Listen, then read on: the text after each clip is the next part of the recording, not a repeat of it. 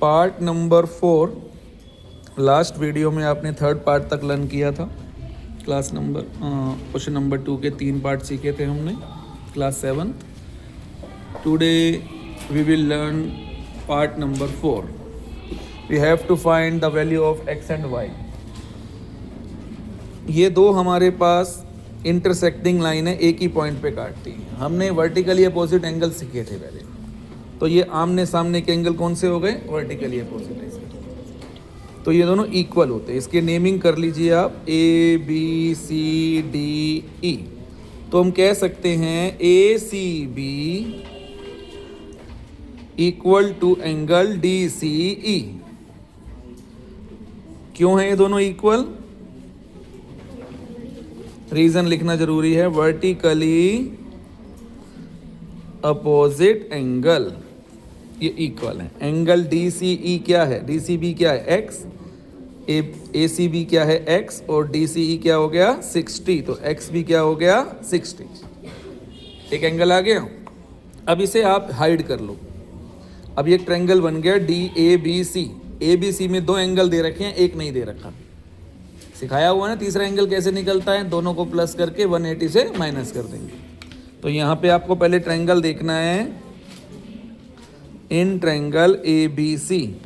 तो angle A, angle B और angle C का पूरा नाम लिख लो। Angle A C B is equal to 180।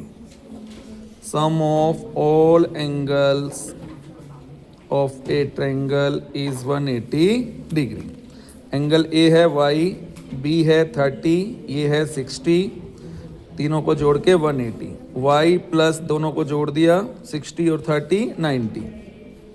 180 Y यहीं पे रह गया, 180 अपने घर में है, 90 इधर चला गया, प्लस का था माइनस का हो गया।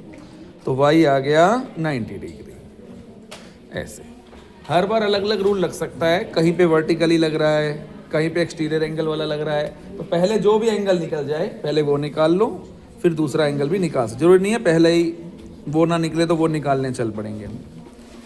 ऐसे ही नेक्स्ट पार्ट। अब इसमें ये देखो, ये दो इंटरसेक्टिंग लाइंस हैं। इंटरसेक्टिंग तो सामने के एंगल क्या हो गए?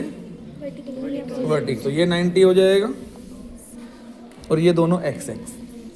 तो एक 90 दे रखा है जैसे कि आपने ये वाला किया था, एक 50 दे रखा है, दोनों एक्स एक्स दे रखे हैं। तो 2x हो जाएगा, 2x वहीं पे रह जाएगा, 50 माइनस हो जाएगा, फिर 2 से डिवाइड हो जाएगा। ऐसे ही 90 माइनस हो जाएगा 180 से, फिर 2x, x वहीं रह जाएगा, 2 से डिवाइड हो जाएगा। तो ये भी हो जाएगा। अब ये वाला एंगल देखेंगे। अब इसको थोड़ा ट्राई करके देख लेते हैं, देखते हैं कैसे हो पाएगा। यहाँ पर आपको ऐसे ट्रायंगल दिया हुआ है, ये इंटरसेक्टिंग, ये x दे रखा है, ये x दे रखा है और ये x दे रखा है और ये y दे रखा है। अब हमें अंदर के, ये देखो, ये दोनों वर्टिकली हैं तो ये भी x हो जाएगा, ये दोनों वर्टिकली हैं ये भी x हो जाएगा, और ये दोनों वर्टिकली हैं तो ये दोनों इक्वल हैं। y को x बुला लो या x को y बुला लो, तो ये भी क्या हो जाएगा? x हो जाएगा।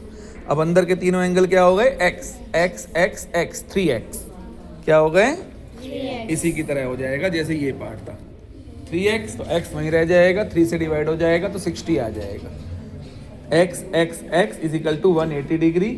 3x, x वहीं पे रह जाएगा और 3 नीचे डिवाइड में चला जाएगा। तो 180 को 3 से डिवाइड करोगे 60। तो सारे 60 60 60 60, क्योंकि ये पहले लिखना पड़ेगा आपको। ये वर्टिकली, ये वर्टिकली, ये वर्टिकली। इसका नाम रख लो, ये इनका नाम रख लो, A B C D E F G H I. ऐसे कह सकते हो D A E equal to B A C vertically. फिर इसका नाम, इसका, ये दोनों वर्टिकली, ये दोनों वर्टिकली। फिर अंदर का ट्रायंगल ले लो, एंगल ए बी सी।